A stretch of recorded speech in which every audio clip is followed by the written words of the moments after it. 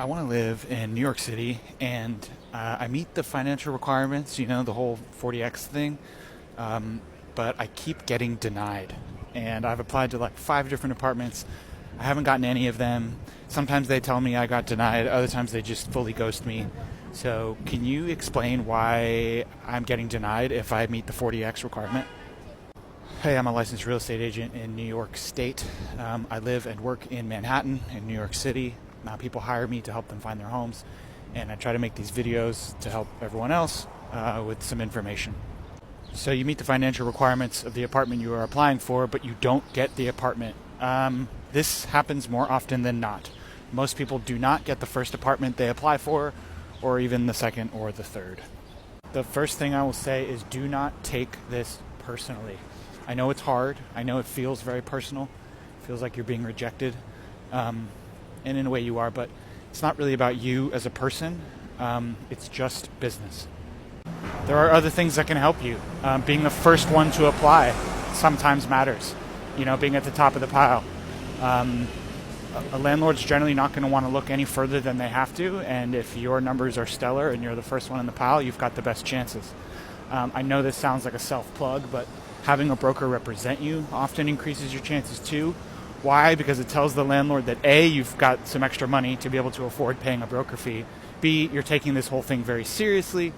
And C, the landlord or the listing agent or the property manager, whoever's representing the building, gets to deal with another professional, not a regular applicant. So, someone like me, it's my job to make that listing agent's life easier by getting all the financial documents together for my client and making sure it's in a presentable, attractive application. A huge problem that I see lots of people make when they're applying is that their stuff is super disorganized. They don't have files labeled with what they are or what month or what year they come from. They send things in piecemeal, not all at once. They send it in formats that are not allowed, like screenshots and things like this. So organization is a major reason why your application might get skipped over. And I'll hear from clients that are like, well, if you just, flip to page 3 and you go down to paragraph 4, you'll see an explanation that, I know my credit score is not good, but, I pay all my... No landlord's going to do that. They're trying to find this as quickly and easy as possible.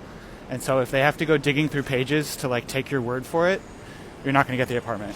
And again, the name of the game is not, are you qualified? It's, are you the most qualified applicant? And you're probably thinking, well, what difference does it make if I make more money? I make the requirement for the rent on that apartment. I shouldn't need to make any more money. And that kind of makes sense. But think about it from a landlord's point of view. They want to know that when they raise the rent next year, you're going to be able to afford it because you have more money.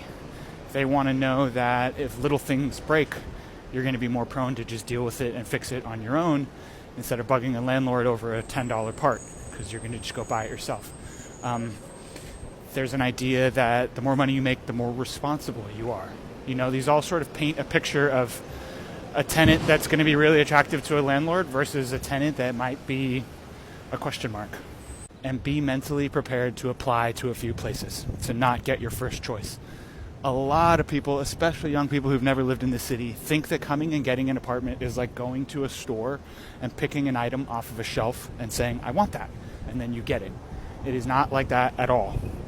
It is super competitive, and landlords are pitting applicants against other applicants, especially in the summertime in this market. In competitive neighborhoods, they will ask for higher bids. So it's very, very, very competitive. So yeah, being prepared is key. Be prepared mentally for rejection and the competition and not taking things personally. Be prepared with your paperwork. If a broker sends you a checklist of all the documents to have ready, have all of them ready. Have all of them named. Lean on your broker to help. They'll help you organize things. They'll help you name things. They'll help you get stuff in the right way because you want to have a super tight application ready to go before you go look at apartments. And then be prepared to act fast and apply right away. You do all that and you apply for apartments that you qualify for and you get in there first, you should have a pretty good chance. But it's hard, so good luck out there. Okay, bye.